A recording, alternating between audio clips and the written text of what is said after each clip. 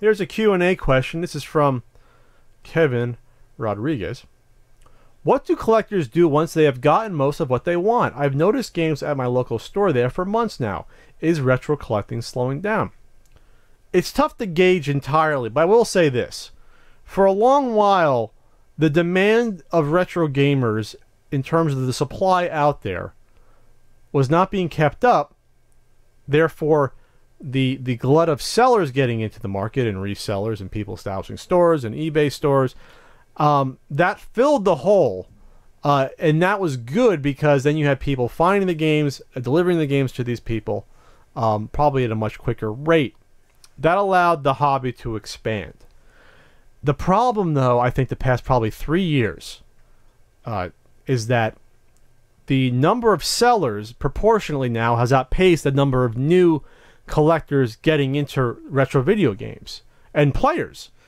So when you go to a convention now, as Ian pointed out before and I've brought up, is that when you see multiple sellers with these same rare games for sale and they don't move the entire weekend, that's not a good sign for the hobby, and it's not a good sign that the demand now could be slipping versus the price point. So obviously there could be a correction in the market. That's the first thing that can happen in a situation like this. So if you have someone, for example, when you say that your local store has had the same games for months and months, they're going to have to lower the price eventually. If they don't want to take the time to put the game online and put like a high buy it now and wait there forever for it to sell at the price they want it to sell, and you know they have overhead, they have employees to pay, they have lease on the area, etc.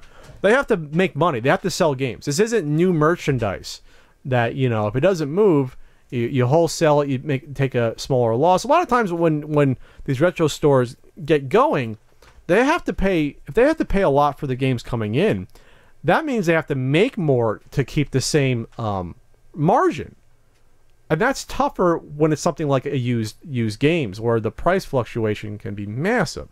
So if there's a rare game that comes in, say it's, I don't know, it's like Bubble Bath Babes, Phoenician game, say that walks through the door, okay, and they say that okay, online it's going for like say $1,100, $1,200. They might be willing to pay then a little bit more if they know it's going to sell, or if they think it's going to sell, they'll pay like $700 for it, saying, okay, I'll make a $500 profit. But what if there's not a lot of people out there in the market for $1,200 Bubble Bath Babes? What if that's sitting in the store now for a long time? That means then you're going to have to put it on eBay, and then you're going to be losing 15% right there, so that $1,200 becomes $1,000 only. Or you lower the price locally, and so your profit margin goes down, or it doesn't sell. I mean, those are really your options. So look at it at a large game like that. But now, what if you take that same philosophy and apply it to the mid-range games, like a Contra? So I don't even know what a Contra is going for right now. Let me look that up right now. All right, Contra NES. I always like to use Contra as an example because it's a very common game, but it still goes for money. So so it's trading at $32 on eBay. Once $28, buy it now. Let's see. You can buy it for like under $30 a Contra. So that's probably peaked. Probably peaked. Okay? So, but you still want that for your store. For the games that are coming in, it'll get to a point where the seller will have to take more and more of a risk to buy that inventory because those games won't move as quickly as they used to. So then what happens then? Confidence then fades, and then you might have some sellers back out, and they might be doing that right now. It's happened at my flea market, where there used to be, I say 4 years ago, it peaked where every week you had 5 to 6 retro game sellers, because at the time it was easier to find the stock, and there probably wasn't as many people hunting. But that's when they knew, like, okay, there's still a proliferation of games out there. We can get into it and make money. Okay? So that's what they did. But what they quickly found was, at that location, since they all had the same games, similar inventory, and they all have eBay-type prices or similar prices, the market couldn't sustain the number of sellers in that location. So if you extrapolate that to say eBay or the larger United States or the retro gaming hobby at large, I think we're approaching that where you have as many sellers as we're ever going to need for retro game collecting. We don't need any more sellers.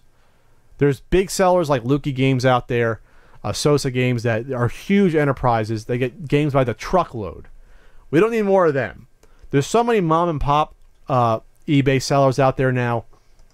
So if the collectors get the games they want, like someone like me, or even someone who's been collecting for 3-4 years and in that time has gotten even 80% of the games they want, there's not as many people rising up through the ranks to continue that cycle so that the sellers can make their money to pay a high amount for games that could be common, like a Contra again, to continue that cycle to keep it going. I think we're at that point where the final turn might have already occurred. Not saying there's going to be a crash, but what I'm saying is those sellers might now discover that, wow, that Earthbound I could have sold it in a week 4 years ago. Now that Earthbound at $190, I got to hold on to that Earthbound for like 6 months before I have to sell it. So now it becomes a waiting game. Does the buyer then just say, all right, they're going to have to lower the price at some point. They have to move that game. Or, or is the seller going to have to use more energy to get the price that they want to quote unquote protect their investment? That's where I think we are heading, or we're already there at this point. Does that make sense? Earthbound, I can do $155. Buy it now, our best offer. That was a $250 game a few years ago, down to $155. That's just one example. Wild Guns has gone down in price. And the reason I know this is because I've been looking at Super Nintendo games lately. But Kevin, that was a great question. I would ask your local store. Hey, just hey, if you still have the same 200 NES games a year from now, what would you do? Would you put them on eBay and get whatever you can get, or would you hold out hope that with I'm paying for electricity and employees and the lease for of my rent? What are you going to do at that point if this becomes a larger issue? I don't know.